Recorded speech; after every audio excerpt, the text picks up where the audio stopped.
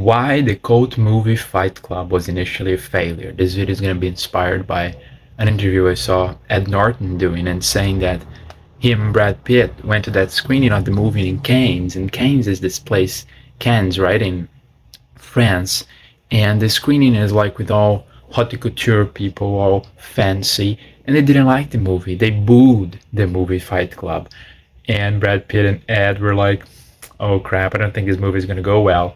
And Brad was like, "Let's go to the bar to drink at least. I don't think it's gonna go well." And Ed was like, "I don't think it's gonna go well either." In Cannes, right? Cannes, and in Cannes, which is a horrible audience, wasn't the right place to screen it. They were completely booed and understood to be awful. The movie cost $180 million to make, from what it was saying, from what his memory was. And it barely, I think, made 40 or 60 in domestic box office. In the beginning, it lost a lot of money. But later on, it became a cult movie that shows the audience matters. The chain that you follow through people matters. And your art and your talent may be wonderful, but may be unrecognized or in the wrong place. That is the truth. Another overview of why it failed. It was a very inappropriate audience, as it was shown in Cannes, in France.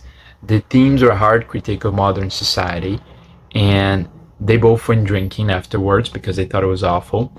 But Brad Pitt, at the time, thought it was the best movie he did in his entire life. He said, "Ed, I think this is the best movie I ever did in my life," even though it's gonna flunk. And people didn't get it. The movie lost money initially. They went on to become a big success. You couldn't talk about the topics in the movie because they were so sensitive. They were so current in modern society at the time, and they still are. It showed men being raised without a family, on hard times. Neither of them had both parents in their home, and that showed the result of that. It left them lonely. It left them suffering, and the way that your movement tracks with people can make you become a billionaire, or it can make you become a failure. It can make you become the lead of an organization, or the bottom of it. It's ultimately a statistical process to a large extent. Yes, there are buffers. So in some way, if attention and time is dedicated to the right knowledge, eventually the right solution may be reached. Right? The right solution may be reached. But it is ultimately unpredictable. There is unpredictability baked into the core of the universe. This is what quantum physics showed, of course. And I don't make reference to that lightly.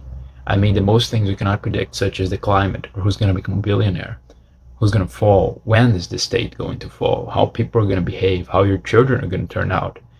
Those are very complex problems. They're not complicated problems. And I saw a distinction about this recently. I think it was Brett Weinstein that was making this distinction. I think it was in the beginning of this year or last year that I saw it. And he made a distinction between complicated and complex problems. That complex problems are like the climate. They're problems like a rainforest, or like raising your child.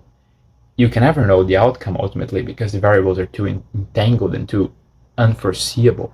And a complicated problem is like a jet engine. It's much more controlled. It's got much more redundancy and buffers, and more rigid behaviors, and less way to deviate from them because there's buffers and there is redundancy. So if an atom fails, if a little molecule fails, there are others that will come in as buffers. And that is the truth. But I think the difference between these problems is something that we don't often highlight, but we ought to, because it completely changes how we should view them, our outlook, and the humility with which we should approach each one of these. And the expectation of control that we ought to have in each one of these cases, and the adaptability that we must have in the face of it. And so I hope that we will understand it a little better, and that can inform our lives more deeply.